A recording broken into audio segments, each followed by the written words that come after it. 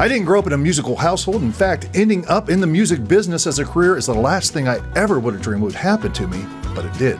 I have been so lucky to have had the opportunity to fill in these missing gaps of my childhood by working with the world's best tribute artists, and in a weird sort of way, experience the original artist music every day. Beatles to Barry White, the Blues Brothers to Tina Turner. It's been an awesome education. But one of my favorites is Johnny Cash, a no-nonsense, tough, rugged, all-American music man out of Arkansas whose life story is as awesome as it is heartbreaking. And there is no one in the world who embodies the man, the myth, and the legend better than my good friend Shawn Barker. Let's dive in. Are you not curious? Who is this man? This enigma? Yes, a man of many talents, but he is a glitch in the system.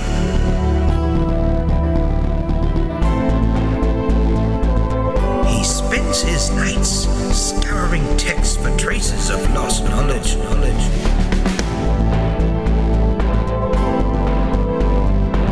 We dare not stand by and turn a blind eye to this man speaking on a public forum. It is all in the file. I present to you on this day the Ryan Files. Ladies and gentlemen, thank you so much for joining me this week on the Ryan Files. Special guest. You've seen him before. He's awesome, ladies and gentlemen.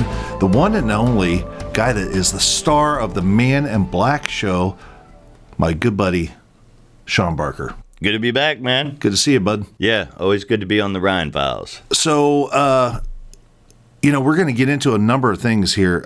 You've got a show. Obviously, you're doing the Man in Black show now in Branson, but I kind of wanted to just, before we get into all the details about that, I wanted to kind of just talk to you because I love what you do. I love Johnny Cash, but I don't feel like I am knowledgeable about Johnny Cash to the level maybe that I need to be. Everybody knows Johnny Cash. Everybody, Right. they kind of have that. He's like an American icon. Right. Okay, so everyone knows, Ring of Fire. They know like the main songs, the staple songs and whatnot. But Johnny Cash, man, had a huge career. Yeah, and very diverse and interesting too. So whether or not, and maybe you can get into this as well. Like, did the character pick you? Did you pick the character and whatnot? But just talk a little bit about Johnny Cash. Give us a little bit of background about the man, the myth, the legend, because outside looking in, I feel like you have some Johnny Cash in you. Oh, definitely. Absolutely. So. Yeah, very similar. Maybe personality, I think. Like, if I was to meet him, I think our personalities we probably would have been good friends if we'd have met young, if we'd have both been around each other young. Yeah, people, unlike Elvis, like, Cash was a little bit more of an enigma, right? There's not as much footage of him, he didn't have the movie career and things like that. He's a rebel. Big time. Yeah, big time. All of his life. And that's one of the places that I think that we kind of definitely are similar in, he it's not that he was so rebellious. It was just that, like, he had a way he was going to do things. He felt right about it. He was convicted in the way he felt about things, and he wasn't going to change it for anybody, even Richard Nixon. President Nixon, like, he was going to do what he was going to do. And in that way, I think me and him are very similar. Right. But he grew up not far from here, actually, in Dyess, Arkansas. He was born in Kingsland, Arkansas. And then during the Depression and everything, his father moved their family to Dyess to live on sharecropper cotton farms, which was government land that they would basically give to a farmer, and he would come work the land, but he didn't own the home or the property or anything back in that time. It was kind of part of Roosevelt's way of getting the country back up and running. And so people that were basically destitute would take these sharecropper positions, and they'd get a little house and a little plot of land, and that they could farm it, and then they would get a cut of what they brought in on the crops. And that's what Cash's family ended up doing out in Dyess, Arkansas. How far is Dyess from here?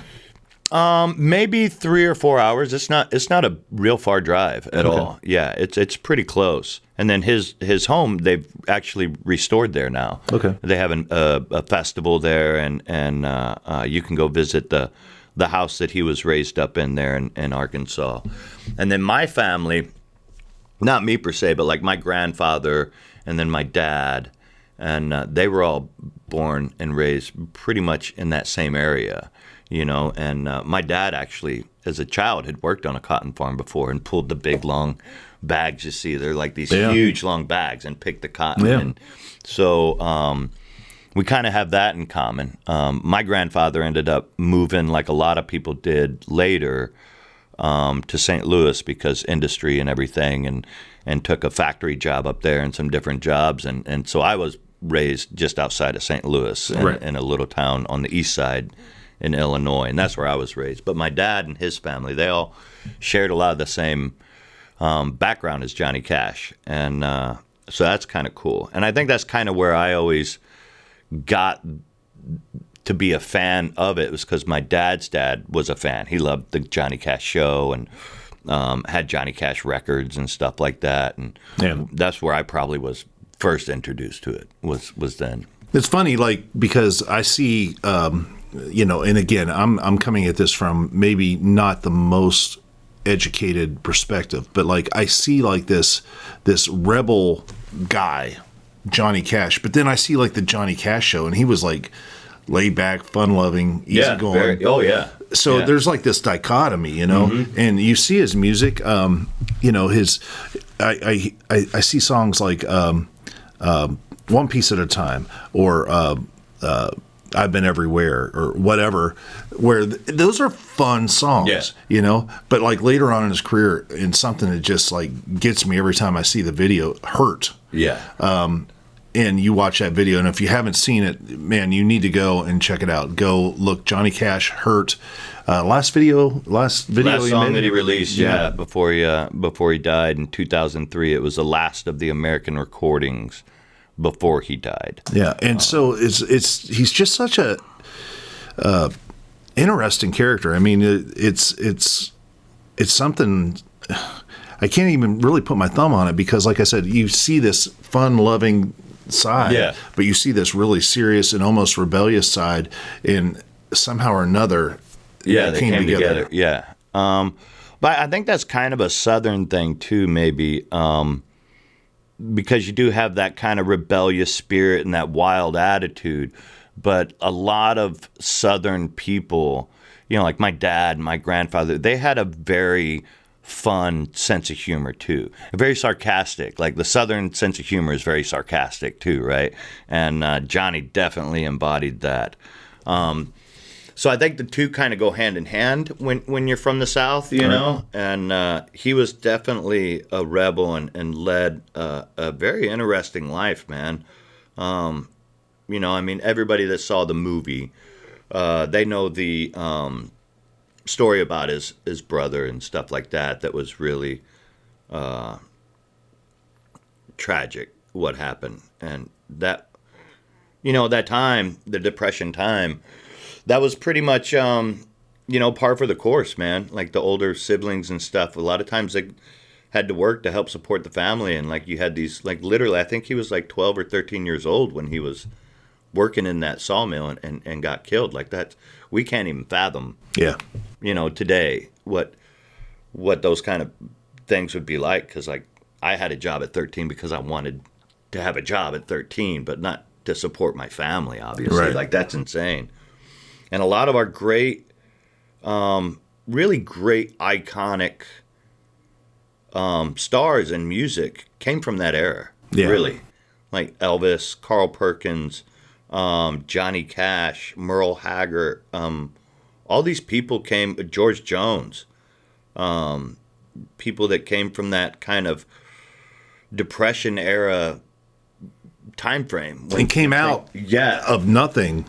Because they had nothing, and music became such a big part of their life, right? And it really like created some amazing, talented stars at that time.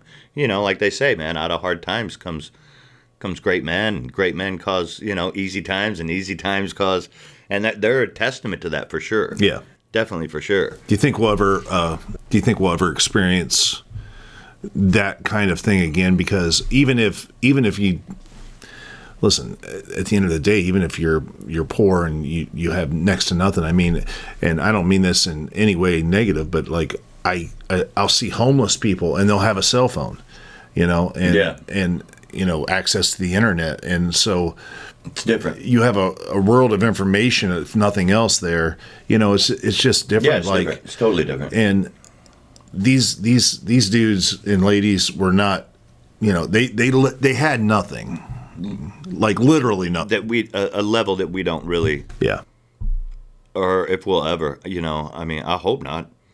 You know, I hope we don't ever go back to that kind of a lifestyle. It was hard. I don't want to have that lifestyle. I don't want that lifestyle for my kids. I'm happy that we have the technology and the easy things. Is much bad that can come from it. You know, people say how much bad there is from, you know, social media and technology, but it's been a world-changing thing, right? That's definitely nice to have. So, yeah, you know, he came from that era, and along with that comes that darkness that I think kind of overshadowed his whole life, really, and kind of made him that dark rebel type of character that people saw early on. And this wasn't like you know, someone who was rebellious just to be rebellious. He was in the Air Force. So, I mean, you know, even through that. He was a code breaker in the Air Force. Yeah. And he was the guy who broke the code about, I think, the death of Stalin. It was Johnny Cash that took that down and broke the news that Stalin had died in Russia. Yeah. Yeah, it's pretty cool. Yeah. How about that? That's kind of crazy. And when he went to jail, he went to jail, drugs. Yeah. Drugs. So it's kind of an interesting story.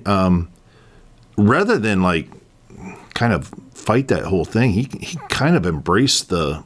Yeah, I mean, he didn't try to dodge the bullet on it or anything like that. You know, he was pretty open about. You know, I mean, it was in all the papers and everything like that. And how long was he in jail? Not long. You know, he didn't spend time in jail. He was arrested in El Paso, coming across the border, and they found drugs in his guitar case or his suitcase, I believe. And, he was arrested and arraigned and I believe released, and then had to go to court and stuff for it afterwards. He'd done a few different overnighters in jail, you know, for drunken disorderly conduct. He wrote a song about it, about Starksville, Mississippi jail, where he got picked up one time after a show, walking down the street, I guess after curfew drunk or something, or trespassing, and they threw him in jail. It's a really funny song.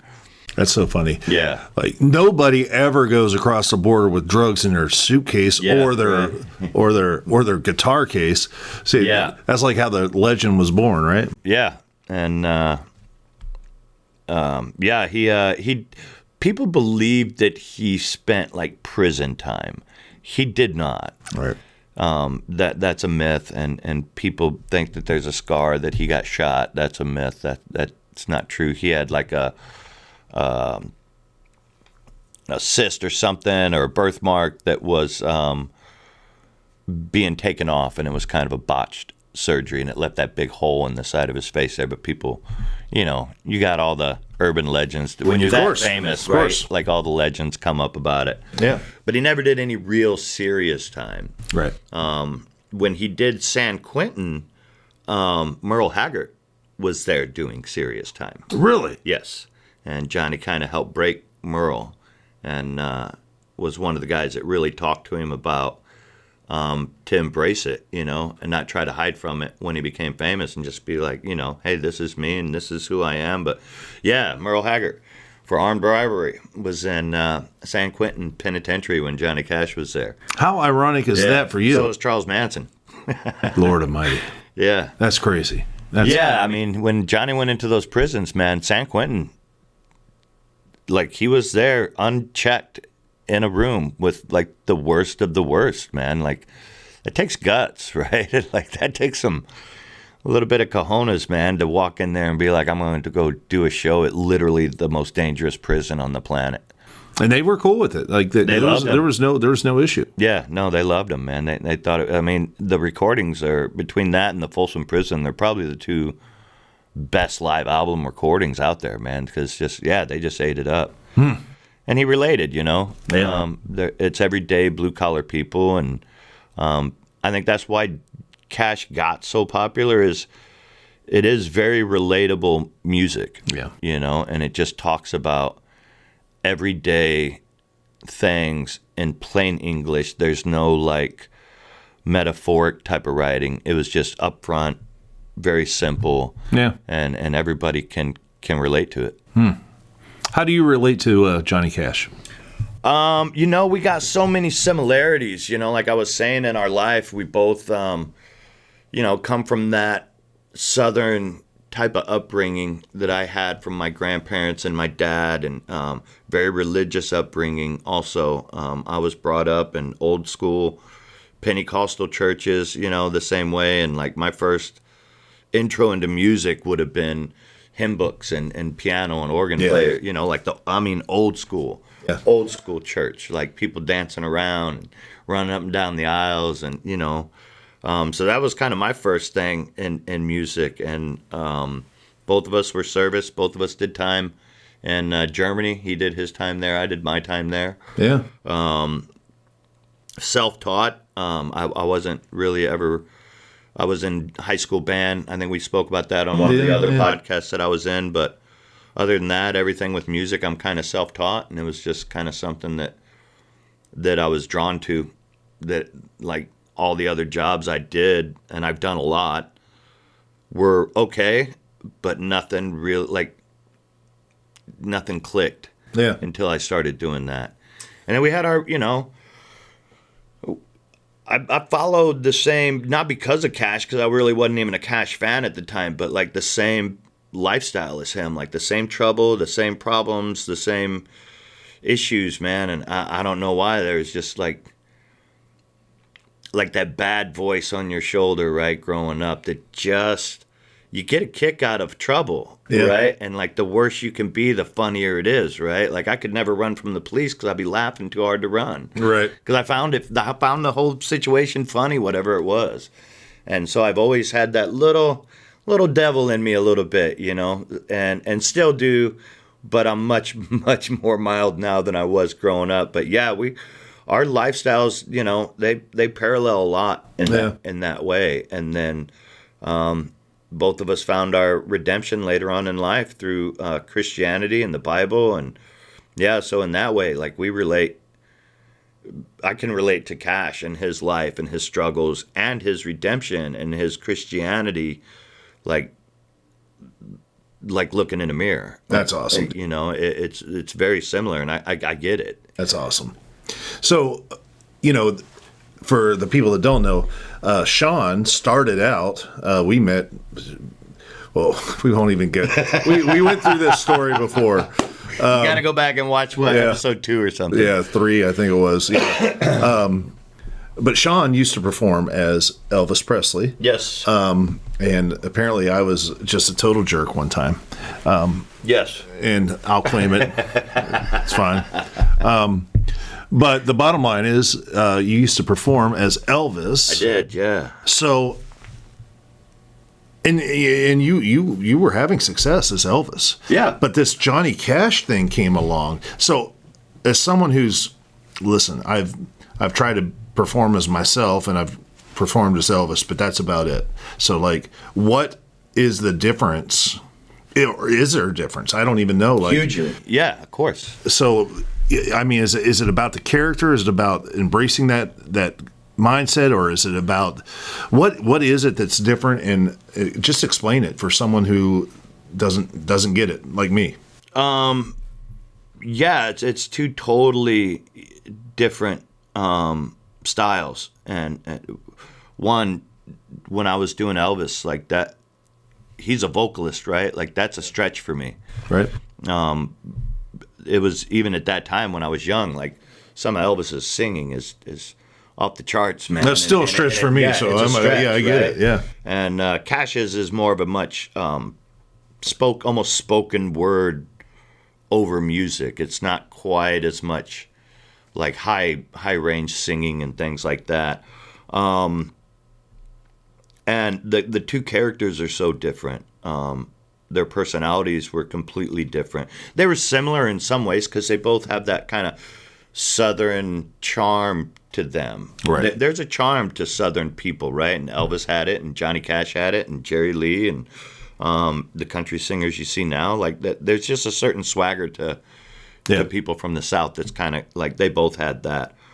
But Elvis's performing was so dynamic and energetic, and it took me a little while to pull back from that. Right. I'd still be up, doing like Folsom, and I'm, still wanting to just move, and you had to kind of. It's a much more stoic character, and now in my show, we push that a little bit because it is 2024 and people are coming to be entertained, right? And only Johnny Cash can get away with just standing there and singing a song. So like we try to make it a little bit more upbeat and interactive, but still stay true to the music.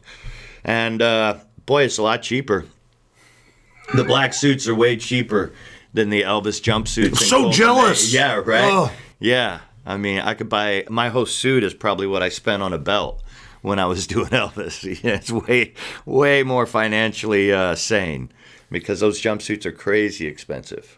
So the audiences, I can tell you right now, and it's a really cool thing working at Legends, and let me explain why. If you go to an Elvis gig, an Elvis festival, an Elvis whatever, where you have a bought-in Elvis audience, it's easy. And I don't mean that means that you don't go out and perform or try your best or anything like that, but they are adamantly awesome fans of Elvis Presley. Yes. Elvis is gone. We just supply the body, in that moment. So, but Elvis fans are awesome. What's the difference between like an Elvis audience? Because I know there is Johnny Cash audiences. So, absolutely. Yeah. What's the difference? The difference is they're way more subtle than like the Cash audience is definitely more subtle as far as when I say subtle, I mean like they're not like so far out like and open, like they come to the show, they see the show, they enjoy it, they tell you it's great, and then they go on like where like with Elvis, it's a community. Yeah.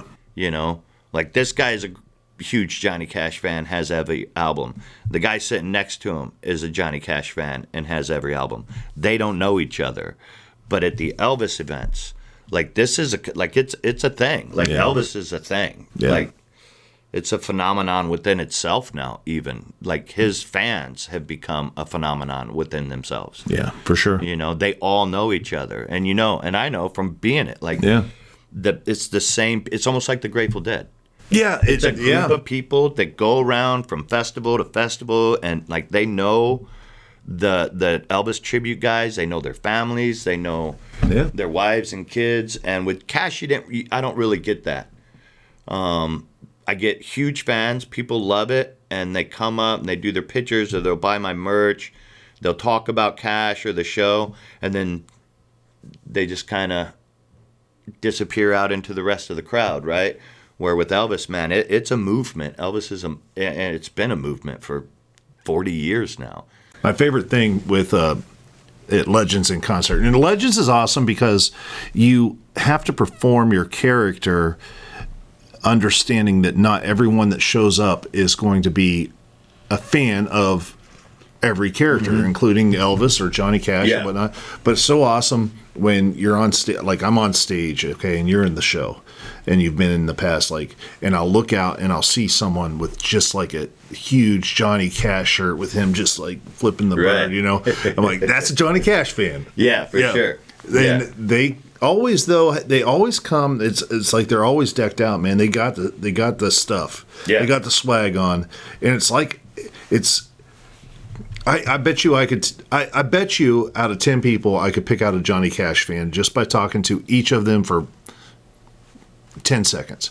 There's a certain je ne sais quoi, like a certain something that's there, and it's awesome. Yeah. But it's that rebel thing, right? They have that same little kind of spark to them that you can tell that, like, okay, this person was probably here to see the Cash part of the show because they have that rebelness to them. And you don't have anything at all about you like that whatsoever. No.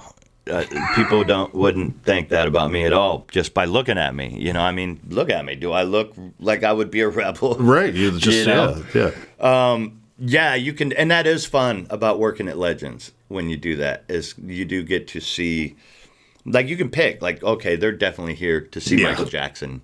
Oh, they're probably Blues Brothers fans, you know, and yeah, you still have to go out and do your show for people who aren't your fans, or Cash fans per se, and but it's a fun eclectic mix of people. But what's cool is, like, you can always see you when you're pulling the Elvis fans, or when you're pulling the Michael Jackson, and vice versa, right? You know, when you're like music is just one of them things, right? Just eventually brings everybody together, and they're all having a good time. Yeah. Regardless of who they came there to see, by the end, they're like everybody's fan. Yeah, we have like the Liverpool Legends now, the Beatles. Yeah. So massive fans, Beatle fans, like Beatle fans and Elvis fans. It's a thing, and so it is fun to go out. It's not as bad as the Beatles or the Stones. Right, that's the thing. Like, you're either a Beatles fan or a Rolling Stones fan, and they're like, psh, you can be Elvis and Beatles. Rolling Stones and Beatles. Yeah, but I like them both. Yeah, I'm a fan of both. It is kind of fun though, but it's so bizarre. Like, you know, every once in a while you'll get that outlier. Like, I'm an Adele fan. You know, it's like, well, it just, you know, it is what it is. So, okay, so you've traveled the world with your Man in Black show.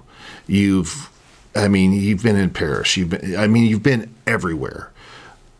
Surely, because I know from my experience, I've got them. Some of which I can't even, you know, I'll never make public. But there's always some great stories, funny stories, interesting stories, cool stories about experiences on the road in foreign cities. Give me one. Yeah, like, I have, no pun intended, I have been just about everywhere with this show in 21 years. And yeah, there's always something, right? There's always something going on. I have some great, really wild times that happen, especially like my time that I spent in Quebec City was insane, just crazy. And of course, you know, along with that was a lot of crazy antics. Man, so many things have happened that were fun, and some that were just wild. You know, I don't know if we talked about the almost like face to face, like not nose to nose because he's such a little guy, but like a face to face that me and Jean-Claude Van Damme had on a talk show. He was just not a nice guy, just rude and, you know, obnoxious. And we were doing a talk show together, and it's funny because he was there to promote Expendables 2 that was coming out, that he was in with Stallone and those guys. Is this Quebec City? Yeah, it's a very famous talk show that was called Penelope McQuaid. Okay. And she was a talk show host. It'd be similar to like doing Conan or something like that, right? Or Steve Colbert or something like that. And we're all back there and in the green room getting ready. And I knew Jean-Claude Van Damme was going to be on the show with us. And so we're all getting ready. And then, of course, he comes in and he's got his management with him. And he's dressed in he's got these little purple sunglasses, little tracksuit. Sunglasses say JVD. His jacket says JVD. His pants say JVD. His tennis shoes have JVD on them. And he walks in, and everybody's shocked because, like, he's Tiny. 5'4", maybe. Wow. Like, really, really small. And the guy that was with me, he was kind of like my handler. He'd take me to the different shows and things like that. He just leans over and he's like, "Where's all his muscles?" You know, because he's so little. He's very cut. The guy's in great shape, right? And so he comes in. He don't really talk to anybody. He's just kind of being rude. And he goes and he leans on like one of the door frames where the door's at, and he's just doing these little like incline push-ups off the door. That's all he does the whole time he's in there to pump his muscles up when he walks out on stage and stuff. But he walks out, and first it's a fight. There's a big argument backstage because he wants to speak in English. And they're like, absolutely not. This is a French-speaking show. You're from Brussels. Everybody who comes on here speaks in French. And I'm kind of yelling. My manager's like giving me one of them because I'm like, who's he think he is, me? Because I walk out and do all my stuff in English, right? I was like, who's this guy think he is? That is such a Shawn Barker moment right there. Okay. You know, and but he walks out and he's very rude to him. And he was supposed to talk about his movie a little bit, and he was supposed to do some, you know, karate moves and do a little thing for him. And yeah, he just come out and like kind of started ridiculing people, you know, and was like, I just remember one of the things he said when he sat down, because Quebec has its own entertainment industry. Yeah. They're French-speaking Canadians. They have their own entertainment industry, and they have very famous people. Celine Dion's from French Quebec, right? And they have some very famous people, and people are famous in their own right there, and in Paris because of the crossover. And he comes out late, sits down, and tells everybody, I wish I'd have been out here to see what everybody else was talking about, because you guys are all, you know, big stars. And then he chuckles, and he's like, I don't really mean it. He's like, I'm obviously a big star. You people are not. On live television, he says this to these people. And I'm back in the back, and I'm telling him, I'm like, man, I'm going to go out there and punch this guy right square in the face, man. Like, I can't take people being jerks like that. And when you come off of the set, you have to walk through our crossover, right? Yeah. And it's very tight. And, like, I'm walking out, he's walking on, and, like, we're, boom, like, right here, just me and him. And I'm like, I'm not moving for this guy, man. I just stood. I'm like, you're going to have to move for me, man. I'm not moving for you. Like, and he just stood and kind of looked and, like, looking up because he's literally here. And finally he, like, ducks under my shoulder and goes around. So, yeah, one fun thing was I think me and Jean-Claude were, like, this close to coming to blows on national TV on the Penelope McQuaid show in Quebec, Canada. Never meet your idols sometimes, right? Sometimes they're not. Like, he was not a cool guy, and I'm not one to get on and like badmouth a person, but that guy was a jerk. And I never even seen Expendables 2 because of that. And I'm a huge, you know me, and Rocky and Sylvester Stallone, and I won't even watch it but people still send me stuff. You know, little Jean-Claude memes and stuff like that. Ladies and gentlemen, the Ryan Files does not support necessarily the viewpoints of our hosts or guests or whatever. Yeah. That's awesome. Dude, that's so funny. Yeah. That's so Shawn Barker, though. Jean-Claude Van Damme. Yes, and he's this is why I was a jerk to him. He saw it that way. That's what it was. It's awesome. Dude, I love you. Yeah. Crazy story. That's so Shawn Barker. That's awesome. You could have told me just about any story. Well, let's have a good one, right? But that's like I don't know that there's any story that's more Shawn Barker than that one. That's awesome. And the best part about it was I walked up to the microphone, the host came up and was like, so Shawn Barker, all in English, my whole thing as he's walking off, like my whole interview. Oh, and he was just, he was living. He was living. Just so mad. And you probably went out and you're like, Hey, I don't care what that guy said. I think you guys rock. Or whatever. Yeah. And I knew them all, from being up there so long. I knew most of the comedians, and the other, one of the other guys that was performing at that same theater with me was there. And I don't understand rude behavior like that. I understand rude behavior when it's called for. Right. But not just to be obnoxious. Like, I don't know. Yeah. That's awesome. Oh, God love you. That's awesome. So, you've toured the world and everything, but you've got a lot on your plate, man, as a human being, as a husband, as a father, and you decided you're going to dip your toe in to Branson, Missouri. You are now doing the Man in Black show at the Pepsi Legends Theater in Branson. Tell me the whole process. How did you think about it? How did you say, you know what, I'm going to do it, dive in? How's it been going? What's going on?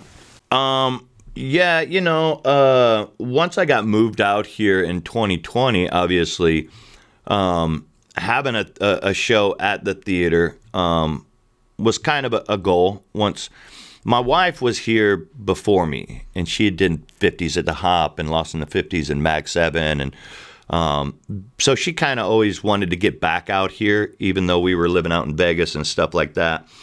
So, just a series of events with the pandemic, and then Rob and Jeannie calling me and asking me to come back out. And then, we ended up getting married, having a kid, and basically, like, this is probably where I'm going to spend the rest of my life anyway, whether I'm at a theater here or not. I love the area. I love the people here. I love the demographic and the overtones that this part of Missouri has, that very patriotic, Christian, moral viewpoint that Branson is famous. I mean, it's really famous for that particular, that American down home, Christian waving the flag, apple pie and ice cream and hot dogs, and I love that, man. That's really my core value is that now. So I'll be here regardless of whether I'm doing a show or on the road, because I just love it here. But, just to get my show into a theater here was important to me for a couple of reasons. One, when you do something that's successful like the Man in Black show has been, you want to share it with people. Right? And I wanted to share the Man in Black show with Branson and the people that come here, because not everybody gets to see it. I feel like it's a great show, and it pays tribute to Johnny Cash, who's an American icon and something that's missing here. And I wanted people to see it, Right. I mean, it's just one of them things, right? When you're doing something and you're proud of it, and, the Man in Black show is something that is me. Yeah. I've created that, from the costumes to the videos to the set list to everything. It's mine. I started it and created it and pushed it and have worked really, really hard for it. And when you do something like that, you do want people to see it, and I wanted the people of Branson to see it, and I wanted to I don't know, maybe it's ruffle my own feathers kind of thing, like, hey, check out, this is what I do, and because they've only seen like little snippets of what I get to do on Legends, and it's very different from what I do on my show. It's a different vibe, and I love Legends, and I'll always have I just told Jeannie the other day that, like, when I'm not on the show, I'll still come do the Legend show when I'm not running my own show, because I enjoy it. Right. But yeah, I wanted to bring it here. Then there's the aspect of the new baby and things like that. I would one day like to have a full schedule here. Right. Where I'm not doing 60, 70, 80 shows on the road and then here in the summer. Maybe I could flip that and be doing, 5 nights a week here and then go on the road once in a while. Right. It gets harder. People don't realize, and I was talking to the guy from Tri-Lakes, it's not what they make it out to be in the movies, man. It's work. It's work. When you're not I'm not Kiss. I'm not flying around in private jets. Right. And I don't have my own cook and trainers. Like, I'm like flying in dragging gear and driving. And sometimes like driving a bus myself. That one tour, I drove the bus, loaded gear, unloaded gear, drove all night, got to the next venue. Been there, done loaded that. Gear. Yeah, we've both done that. And when you're not, the big megastar, I'm not Katy Perry. I'm not getting $50 million a show and have 100 people working for me. It is a lot of work to do that. And as I get older and older, I still love it. But it gets harder and harder and harder, man. It's a hard gig to do. Music business is not an easy gig, and so I decided to try to plant roots here. And you got to start somewhere. And the opportunity opened up, kind of last minute, at the Legends Theater. And as soon as I heard it was open, man, I jumped on it before somebody else did. Right. And I feel like it's the best theater in Branson. it is the best theater in Branson. There is no question about that. Like, it's the newest theater in Branson. It's the most high-tech theater in Branson. Right. The stage, the lights, the video screens like you couldn't ask for. Like, here, my show probably looks better on this stage than it ever has. Right. Anywhere on the road, almost. Like, it's a beautiful theater. Right. Yeah, and you have that in-house production, built in. Yeah. And once you got it set, man, you're good to go. Yeah, and we got great people with Skip and Austin, and so the sound and everything, and the video, because I do have like video support in my show and things like that. When you're bouncing from theater to theater, there's no consistency. Tech guys don't have no skin in the game, right? So you show up to this theater, and this guy's he might be looking at your lighting cues. He might not. Right. Like, they miss them, Look, I've been really lucky on the road and had a lot of really good crews, and our show's always come off well on the road and has been really successful. But when you have that sit-down crew that you live in the same town and work and have been friends with, and like, like, you come watch my show now, and timing and things for the lights, like, you can tell that there's been a lot of thought put behind it, even by the people outside of myself, like Skip and Austin and Brad. Bradley's running lights for me too now, which is really cool. Okay. Yeah, he's doing great.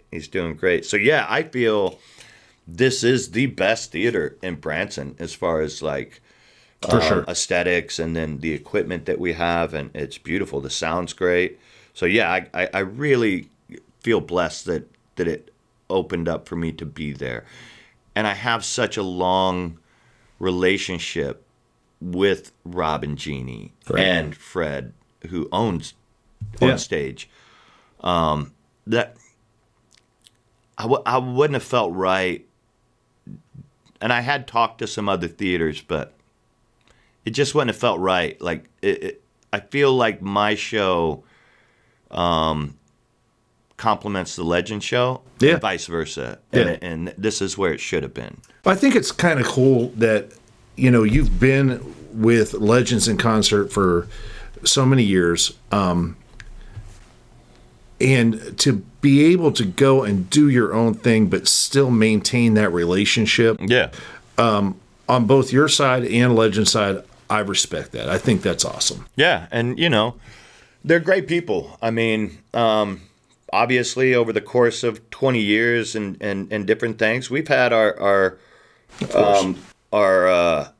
where we didn't see eye to eye on things, and they've always been good about what's professional is professional and what's friendship's friendship, and we've always been able to separate the two. And I've worked at almost all the Legends venues, Myrtle Beach, Branson, Vegas, did their road shows with them, and I've always maintained a good relationship still with even like Tony and Gina and the whole crew. And they've always been good to me.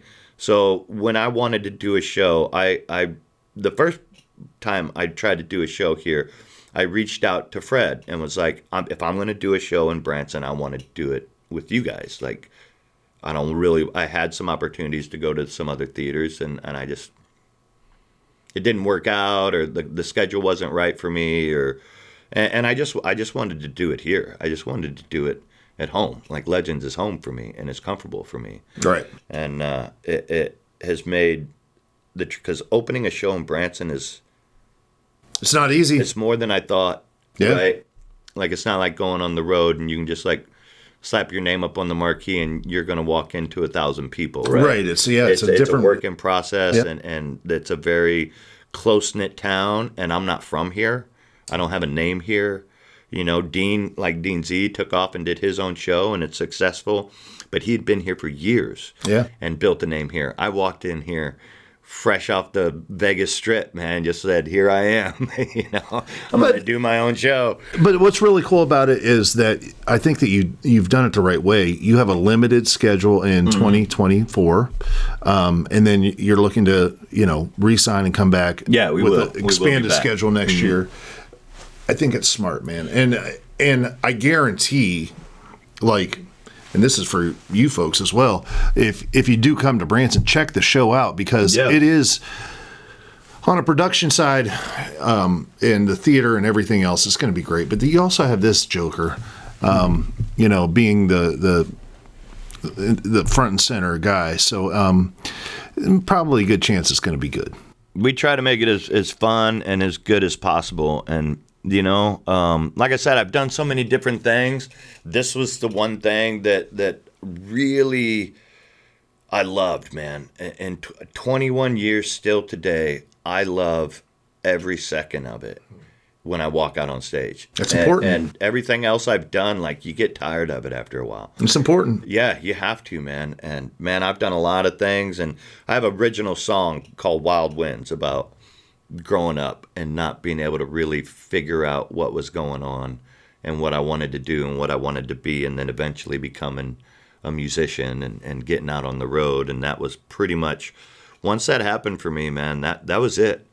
That was it. I knew there was nothing else I was going to do for the rest of my life. And, so I put a lot out. I'm 110% every time I walk on stage, whether it's just with the 5 songs I do with Legends or my own show, or if we got 2,000 people, or if there's 100 people, because I love the audience, but I'm up there because I love what I'm doing. I love what I'm doing, and it's so much fun. That's awesome. Well, while you're here in Branson, and obviously your other gigs as well, I'm sure, website and whatnot, give the people information on how they can come and see your show. Yeah, you can hit my website. It's themaninblack.com, and if you go to the schedule page, each show that we're doing here in Branson is separately listed, and you can follow the link. You can get your tickets. You can also call the box office here, which is 417-339-3003, or through my website. And like I said, we're there Sundays and Wednesdays at 3 p.m. this summer. We wanted to do a limited run because just kind of testing the waters here in Branson first. We're going to extend out. I've already looking at some more dates for next year. And also I'm still on the road and touring pretty extensively. So we can't do a full schedule yet. But maybe, like I said, one day in the future, maybe. Yeah, absolutely, man. And I think it's awesome. And selfishly, I've reached out to you and I've told you, anything I can do to assist you, help you with this, because you're right. Dean was established, Dean Z, in Branson. He was with Legends for, I think, 7-ish years. Yeah. And obviously, Dean's Dean. He's fantastic. He's fantastic. He deserves to have his own show. Absolutely. I love his show. And he's got a huge following in the Elvis market. But even opening initially, it takes a second. Yeah. We see Michael Knight going through the same thing, who was on the podcast. He's doing the Michael Jackson thing over at the Reza Theater. It's a great show. He put together a really good show, man. Dude, it's entertaining. Michael's awesome. But same thing, you've just got to get the ball rolling. And with this, it's the exact same thing. You've got to get the ball rolling. But I have no doubt when it comes to guys like you and Michael, and obviously Dean, number of years now under his belt, things are going great. But I have no doubt you're going to be successful. So, like I said, anything I can do to help, I'm happy to do. You folks, come out and see this show. It's awesome. I would not have someone on who's not awesome, and you are awesome. Thank you, brother. And selfishly, I hope one day to be able to piggyback a little bit off of your success and how to do it, because I would love, I'm not going to I've zero interest in doing like a full scale, Dean Z Elvis show and whatnot. Right. But my heart is really close to the gospel stuff. I would love to do a Sunday morning gospel show in Branson once a week or so. It's close to my heart, and I would love to do that down the road. The show you guys are doing during the Elvis Fest is a great gospel show when you have the quartet. Yeah. I've seen it. It's a moving show, man. Like, I've gotten choked up in that show. Well, because when you go see something and people are singing gospel, it is one thing. When you go see something and people are singing gospel and like knowing that like you and Justin and my wife and Kelly and Clint, they're not just singing, right? This is what they believe, right? And it comes off, and you can feel it, and it's moving, and I love it. I haven't missed one of your gospel shows. This year coming up, not to make this at all about me, and I'll just say this and we'll be done. But well, it is the Ryan Files. I've got something new, and honestly, like this new creation is kind of based on the fact that I want to maybe someday just do that Sunday morning gospel thing. But I want to find a way, and listen, I love the Elvis vehicle. I love performing as Elvis, but I feel like you can sing all the Elvis gospel stuff, which there's a lot and it's awesome. But I want to have that one moment to really connect. Yeah. And I'm hoping this year during my gospel show for the Branson Elvis Festival, which is May the 4th, it'll be May the 4th. Come on out to that and then check his show out. But I want to bring that level of production and those moments to this gospel show. So I'm really looking forward to it, man. And like I said, who knows what the future holds. I feel like, there's probably going to come a day and time, not out of any other reason. It's not for lack of love of the game. But I do feel like, there will come a time over the next X number of years where it's time to kind of move away more from the Elvis stuff. And I'm definitely going to be doing the Ryan Files and involved in stuff like that. But I would love, I think as an entertainer, you're never going to not want to have that moment on stage and connect with people. Yeah, and absolutely. There's no way I'd rather connect than through gospel music, and it might be the right opportunity, perfect opportunity. So I'm sitting back and watching everything you're doing, because everything you're doing is awesome. Ladies and gentlemen, if you haven't been to Branson and you're coming at some point in time, please come check out the Man in Black show, check out Legends in Concert. But I'm telling you, you're not going to be disappointed. It's really awesome. Yeah, it's fun, man. I think people are going to love it. And even for people that don't really do the Johnny Cash thing, they may only know a couple of songs. Like, it's a show that, like, people love it, man. Like, there's a lot of history. It's different from any other show that's going on here. Just because it's a genuine tribute, right? It's not an impersonation. Right. I'm talking about myself. I give a lot of firsthand history that I learned by working with Johnny's band and stuff like that I learned. And we're covering his whole career, and he had a neat career. We do some gospel. We do a little gospel number in the show, and that's by far one of my favorite moments. It gets pretty fiery, man. Some of that old school preacher comes out of me, and I start getting stoked, man. Get fired up about it. And to the point that I've had in Vegas and some of the other places, people made a few complaints that we didn't come, like, we weren't expecting we were going to get preached at. Oh, yeah. And I'm like, I don't care, man. Like, that's my heart. Yeah. And Johnny Cash, like, it was his heart. And I started doing on the road now, before I start the gospel thing, I'll go through his career and explain that Johnny Cash quit Sun Records because Sam Phillips wouldn't let him record gospel music. When Johnny Cash got fired from Columbia Records, he signed on with Billy Graham and sung gospel for the Billy Graham tent revivals for years. When Johnny Cash got signed by Rick Rubin, he was an ordained minister. And Rick Rubin said that Johnny would make them read the Bible and do communion before they recorded or would have any kind of business. I'm like, so if you don't want to come here and hear some gospel music, then you're not a Johnny Cash. You don't understand Johnny Cash's life. Right. It was huge for him.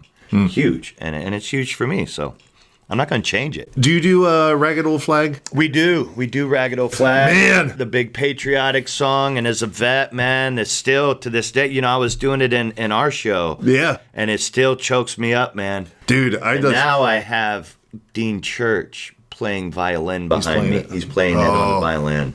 And just talking over it. And it's beautiful. We're still using the video that you created for it. Awesome. Because it's a great video, right? That really. It's like, man, I'm backstage. I'm listening to you do, and I mean, you get full on preacher. Preachy, man. It's awesome. I get preachy. But man, There's you get things full that are on. Important to me. And it's just like, you're just like, let's go. Yeah. It's awesome. Patriotism and God. These American core values that I was brought up with that seem to be, man, slipping away or falling apart. And I understand change, and I'm cool with change, and I'm cool with progression. But I think there's core values that need to be hung on to, man. There's history there that's going to be lost, and I get fired up, man. And if you forget your history, you're doomed to have to relive it. Yeah, and make the same mistakes. And maybe that's something we don't want to do. No, absolutely not. And it's one of the American history is one of the greatest histories in the world, right? It's an experiment that's no other country ever has had the freedom, has had freedom, period. This was the first. And a lot of people fought and died over that, with each other, not just going off into foreign, fought each other and still are. Yeah. We're still fighting each other over it. And, but you can have two things. You can have safety and tyranny, or you can have freedom and danger. And I pick freedom and danger, man, because it's a way better way to live, man. Yeah. So those patriotic songs, man, those and the Christian songs, the religious songs, they get me fired up, man. I love it. Rock and roll, man. That's awesome. Well, ladies and gentlemen, if you get a chance, stop out Branson, Missouri, Pepsi Legends Theater. Check out the Man in Black show starring the one and only Shawn Barker. It'd be awesome. And not exactly sure when, but it's pretty soon. We're going to be out on the road. Well, not out on the road, out in nature, out on the lake, doing a little experiment. If you go back, I think it's episode 3, where we got together initially. And thank you so much. You've been on the Ryan Files. I appreciate you so much for coming. I love it, man. I love being here. Yeah, we're going to be out doing a little field experiment, and my laser. I ordered one that wasn't good enough, so I ordered another one. It is coming. It'll be here tomorrow or Friday. Awesome. And I'm excited to do it. Yeah, regardless of what the outcome is. Yeah. Just to get out and do it and see, because you don't know really. Yeah. I'm not really sure what to expect out of it. I'm not either. I'm looking forward to it. Yeah, we definitely got to get that scheduled and get that done, man. The one thing I didn't want to do on this experiment, which I don't even know if you know what we're talking about, but we're talking about testing the curvature of the Earth. But the one thing I didn't want to be the failing factor was the equipment. We can. That would be a drag. We'll screw everything up on our own, but if the gear's good, then I'm okay if I screw up, but I want the gear to be good. It'd be a drag to go out there and have your gear fail. Have a little kitty laser. Yeah. No, that's not going to work. Yeah. No, it's going to be great, man. This laser is a 2-watt laser. Hardcore. Should we have glasses? I ordered 6 pair of safety glasses. Yeah. 6 pair of safety glasses. It's visible for 35 miles. Oh, yeah. And we're going to be far under 35 miles. Yeah. What is that distance we measured? It's a pretty good little range, though. It's 8. I think 8 miles. Yeah. So that should do it, though, for the curvature. That should prove it. Yeah. Well, yeah, or disprove it or whatever. So we'll figure it out. So anyways, thank you so much, ladies and gentlemen. Once again, the one and only Shawn Barker. Thank you, man. Appreciate you having me. Always. Thank you. It's always a blast. Thank you so much for tuning into the Ryan Files this week, my friends. If you enjoyed this episode with Shawn Barker, be sure to like it and share it with your friends, and make sure you hit that subscribe button right over here. Be sure to check out themaninblack.com, where you will find all of Shawn's upcoming performance dates at the Pepsi Legends Theater in Branson, Missouri. Come out and see the show. It's awesome. And while you're out there bouncing around on the World Wide Web, hop over to theryanfiles.com. Pick up one of our t-shirts, or click that Become an Agent button, where you will be forwarded to my Patreon page. Join the Ryan Files community. We can't wait to have you. Be awesome, my friends. Do something amazing for a total stranger this week, and smile at everyone you see when you're out shopping or just living life. It's always fun to see what happens in return. Stay curious out there, my friends, and I will see you right here next week on the Ryan Files. The Ryan Files.